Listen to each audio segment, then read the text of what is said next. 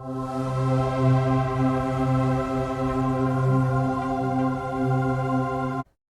guys, welcome back to the channel. In today's video, we're going to be talking about getting ready for a home purchase, things that you can do to kind of prep yourself, really setting the standard when you go into a lender, when you're looking to get a mortgage for the first time, that you have the ability to get approved. Now, before we get into the video, go ahead and click on subscribe, guys, turn on notifications so you can stay up to date of all of the financial advice that we have on this channel. So of course, when you're getting ready to buy a house, guys, not only the cost, not only the location, there are a lot of things to take into account. And when it comes to the mortgage side of it, there is, again, a lot of things to take into account. So again, I'm going to go through some of the prep for buying a home. Number one, start saving or investing for a down payment. The gold standard or the regular kind of run-of-the-mill is 20% down.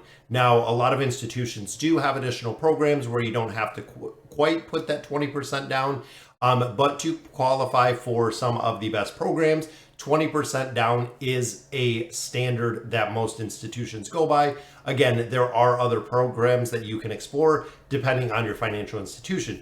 So what does that mean? If you're buying a $200,000 house, that is $40,000, guys. If you're not budgeting, if you're not doing our 50-30-20 plan, it can be incredibly hard to save money for a down payment for a house. But again, if you want the best rate, if you want to save money in the long term, you're going to have to sacrifice in the short term. That way you can save the money to get into a home. Also taking into account within your budgeting, how much house can you afford? Not only the monthly payment, you'll also have escrow. You'll also have, you'll have taxes, you'll have insurance, but you will also have maintenance. Now, again, moving from, let's say, an apartment into a home, you have a lot of additional bills, whether it is water bills, whether it is, energy, lights, electricity, if it's gas. Again, there are a lot of bills that I think a lot of homeowners the first time do not look at or do not really examine. Making sure, again, that you're working everything into your budget to really set yourself up for success. Now, second one, when you're saving that money, guys, once you have that money, step two or part two, paying down and paying off as much debt as you can. This is one of the big reasons, again, when we did that 50-30-20 with the emergency fund, paying down your debt. You don't want to add on the biggest, probably the biggest debt in your life. Most mortgages are 20, 25, 30 years. The largest debt you're ever going to carry in your life, short of possibly student loan debt, is going to be a home.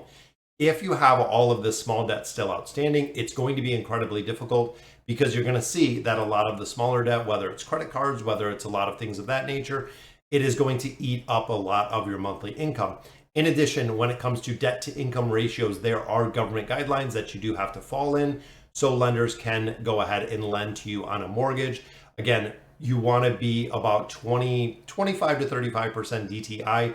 When you start getting around the 40-45% mark, that is when you start having too much debt to afford what is coming with a mortgage.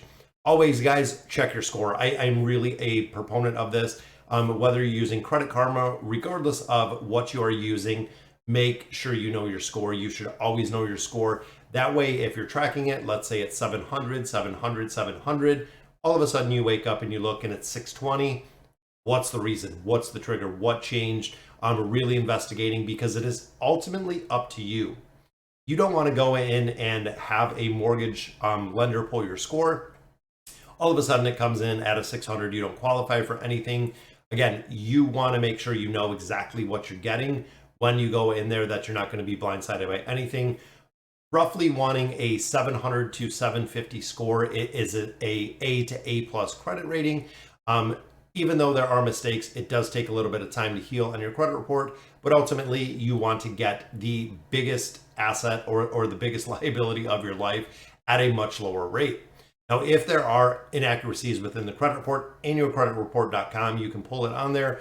You can dispute if there are things on your credit report that are not yours. We've covered it in a couple other videos, but again, make sure that everything on your report is reporting accurately and everything on your credit report is yours, is the other big one. With that, check your payment history. Make sure that you have been making your payments on time, because there are, again, guidelines that lenders cannot lend depending on where you're at.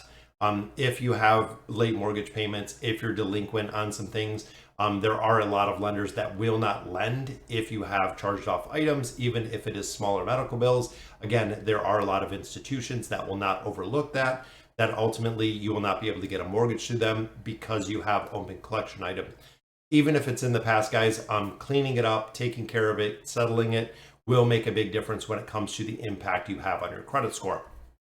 Now, as you're preparing to buy a house, guys, don't make any inquiries. So what I mean by that is if you're looking, let's say in the next 12 to 24 months, you are going to be purchasing a home, don't go pull credit for credit cards. Don't pull credit for auto loans unless it is really required. You want to try to get the absolute best credit score in the amount of time that you have until you're planning on buying a house.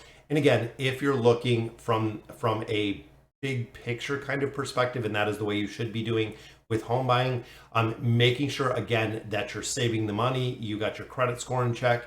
The big thing and the biggest benefit that you do have is you have time. If you're planning again, let's say in the next 12 to 24 months, that gives you an entire year to clean up everything financially within your life, budgeting, paying down debt, while saving for that down payment. Again, there are a lot of aspects of this that you can do, and making sure that you're doing them systematically with the given time that you can actually take care of inaccuracies on the credit report. They usually take 4 to 6 months to get taken care of. Settling any of your charged off or old collection accounts, again, you can settle those for usually less than the amount that is owed, but settling those debts are going to make a big difference on the impact of your score. And also just not pulling credit, guys. Again, just some couple quick tips on how to kind of get set and getting ready to move into the mortgage world. Right now, rates are much higher. I mean, in the last 6 months, we've seen rates for mortgages almost double.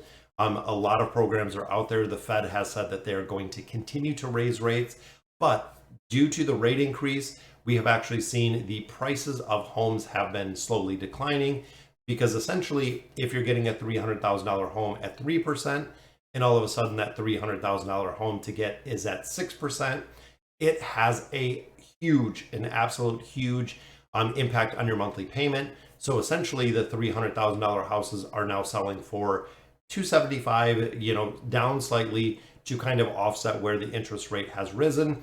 And that's essentially what the Fed and what the government wants to do with the raising of interest rates, is it slows down the buying power and removes some of that through higher interest rates.